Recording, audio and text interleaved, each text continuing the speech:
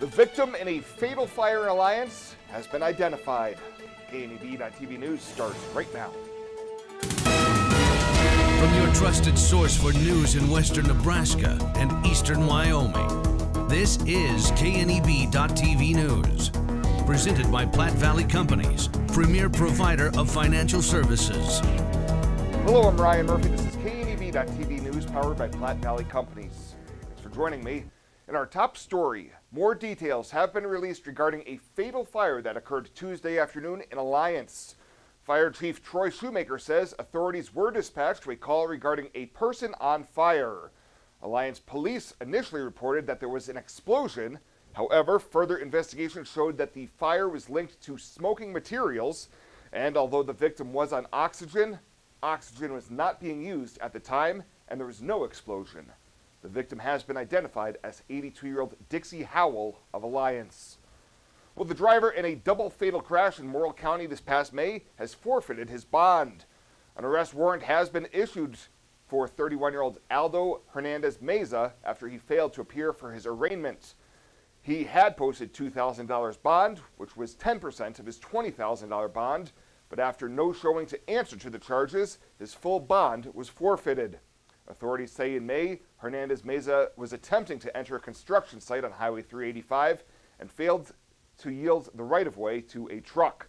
The crash killed occupants Charles and Linda Deeker and injured their son. We'll have more news right after this. At Platte Valley Bank, we want to help you take advantage of every adventure. We know you have plans, goals, and dreams. Let us help you with them. Whether it is building, buying, or renovating, we have the home loan or home equity line of credit to fit your needs. Stop in and see us at Platte Valley Bank and let us help make your dreams a reality. You belong here. Platte Valley Bank, member FDIC, equal housing lender. Life Care promises us that we are looked after and taken care of properly. If I didn't have life care, I would be probably scared to death about having enough money for when I got older or when I got sick. Moving in here was an easy decision and in fact a no-brainer. I looked at it as actually buying long-term care insurance and in retrospect a good move. One of the things that convinces me that we did the right thing is no matter what happens, we will constantly be taken care of. The whole thing is just vital because you don't have to be worried about what's ahead for you. It's there, it's in black and white, and that's reassuring. This is home. It has been from the day I moved in.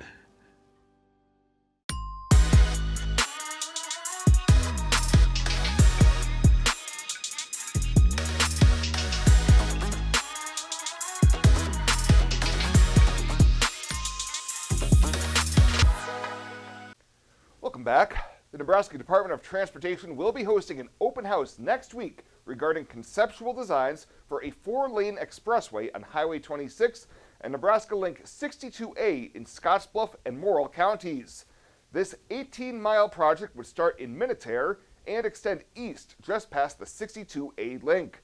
The proposal would expand the existing 2-lane highway to a 4-lane expressway, and proposed alternatives could require eminent domain property acquisitions and permanent easements.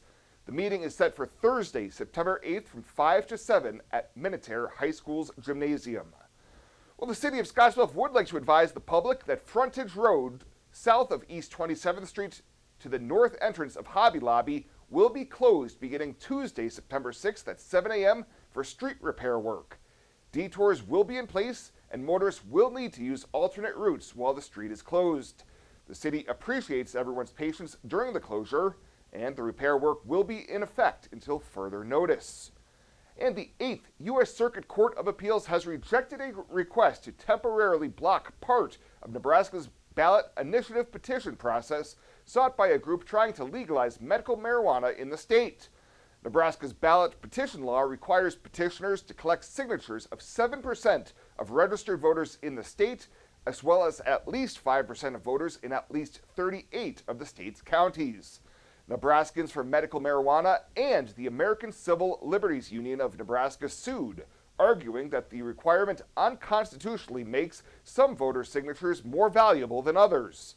A federal judge temporarily blocked the requirement, but 2 of the 3 members of an 8th Circuit panel disagreed and reversed the order.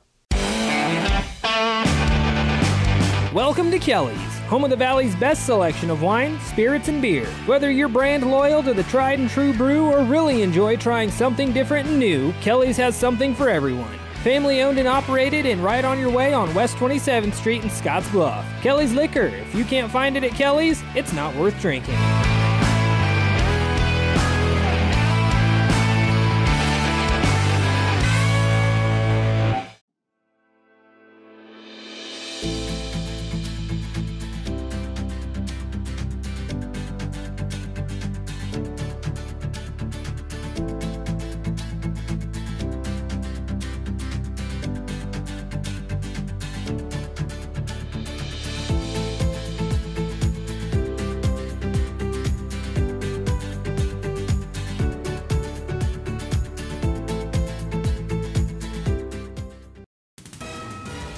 This is KNEB.TV weather from the KNEB Storm Center, your trusted source for weather.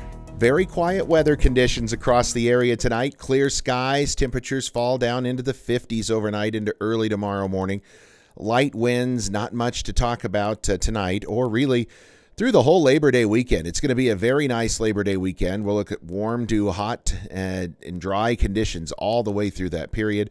Near record temps are even possible all the way through probably Wednesday or Thursday of next week, then maybe some changes late in the week next week. So first question right off the bat is, what do things look like for Labor Day weekend? Well, Saturday it's going to be sunny, warm, highs in the 90s. If that's not warm enough for you, on Sunday we're going to be near record highs near 100, and very similar on Monday with near record highs near 100 again. So a hot weekend coming up for the Labor Day weekend. Just missed a record high yesterday by 1. We hit 99 after a morning low of 54 degrees. Nothing in the rain gauge yesterday or for the month as that matters. We started off a new month, but look at the year. Still almost 5 inches now short of where we should be. And I was looking almost 2 inches below where we were last year at this time in what was a very dry period. What do we got coming up? Maybe look at Friday night there. Starting to see at least some chances of seeing some shower and thunderstorm activity. But until then, it's going to take a while to get there. Friday night forecast, heading out to football tonight. Not going to be any problems for those 7 o'clock kickoffs. We're going to see sunny skies, temperatures in the 80s at kickoff. We'll be in the 70s by halftime. And then I think by the end of the game, we'll be back down to near 70 degrees with very quiet weather conditions. 80s and 90s dominate most of the country, some 100s in the desert southwest, but it is very warm across a large portion of the United States, including here in our area. 80s and 90s across most of the high plains. And as we take a look closer to home, again, more 80s and 90s out there. 93 in North Platte, 87 in Casper. A little cooler in the high country, of course, 79 right now in Laramie. Winds out of the northeast at about 10 to 20 miles an hour at times. A few gusts up to 20 to 25, so a little gustier in the breeze department. That's really the only change from yesterday. Futurecast for the next day and a half and really the next 5 to 6 days looks very similar to this. We aren't even going to see hardly any clouds out there across the region. It is going to be abundantly clear and quiet. As you look, we go right on into Saturday afternoon, into Saturday night, and then Sunday morning. We continue to have clear skies out here. Yeah, this is in motion. There's just nothing going on in the cloud department. Low 50s tonight for lows. Pretty comfortable night out there. Tomorrow's high is going to be right around the low 90s for most of us, a few upper 80s. That's not warm enough for you. We've got more coming, though, as we go into the rest of the Labor Day weekend. Nothing coming in precip through the holiday weekend either. Clear tonight, 55 for a low. Tomorrow we'll call it sunny. Temperatures into the low 90s. And then our 7-day forecast, look at that. On Sunday, near 100. Upper 90s to near 100 will rule from Sunday all the way through Thursday of next week. Then late Friday, we start to see maybe a slight chance of seeing some shower and thunderstorm activity and cooler temps that may be on the way. I really like how our OB department takes our limited amount of doctors and turns it into a strength. Even though we only have a couple of people, you get to know them well over your entire pregnancy. We have 2 state-of-the-art labor rooms that are new with our last addition. We have a couple of very nice postpartum rooms also right here in the hospital, so they can get as much time with mom and baby as possible. Logos in Gearing is the place to get all of your school spirit gear, personalized gifts, and promotional items for your business and employees, and banners for any special event. Logos is also the only place to stop for custom screen printing or embroidery. You can even design it yourself on their interactive website. Stop into Logos today. They'll design it, print it, and have it to you in no time. There's no job too big or small for Logos. That's Logos in Gearing.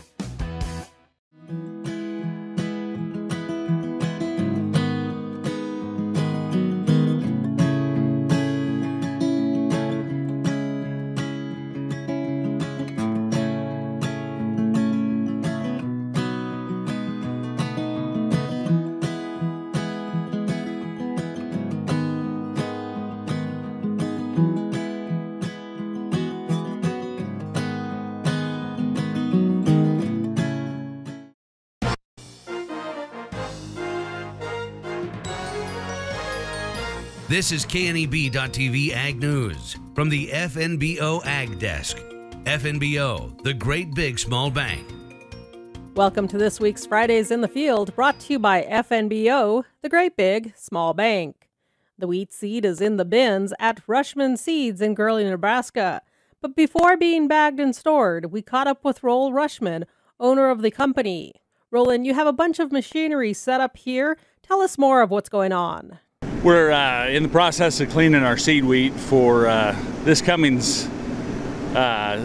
fall planting. So we're on our 4th variety. I think we have 5 varieties, and so we're starting to near the end of our cleaning process. Of course, the drought and hail did a number on the wheat seed in the northern panhandle. How did yours fare? Well, it was really hard this year. The irrigated wheat wasn't too bad. The dryland wheat was probably about a third of a normal crop, I would say, in this area. So there's not a lot of seed. It's not going to take us as long to clean our seed wheat this year as by about half. We got about half of what we normally have available, but there just wasn't a crop. Roland, how do you think that will affect this next year's crop? Well, it's the seed is tight, so the ones that didn't keep seed back and they're looking for certified seed, I know it's hard to find. That's not just Nebraska, but Colorado, Kansas, South Dakota. Everybody's in the drought areas is searching and struggling to get seed. So Roland adds they will be selling wheat seed and getting ready to plant next year's wheat acres in the next few weeks. I'm Chabela Guzman, and this is Fridays in the Field, sponsored by FNBO, the great big small bank.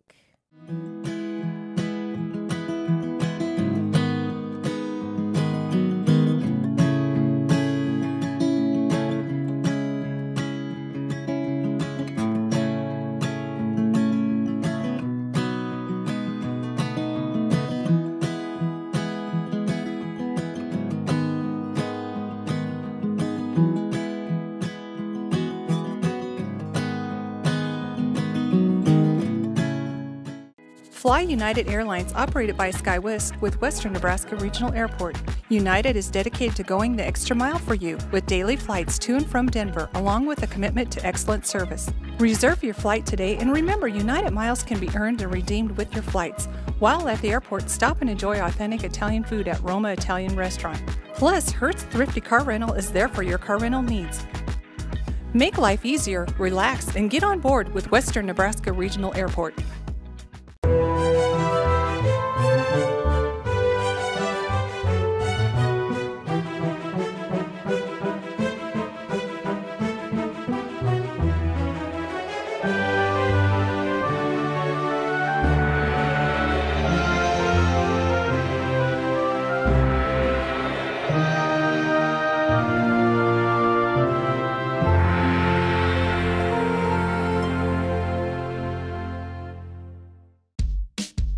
take a peek at what's happening on your weekend community calendar.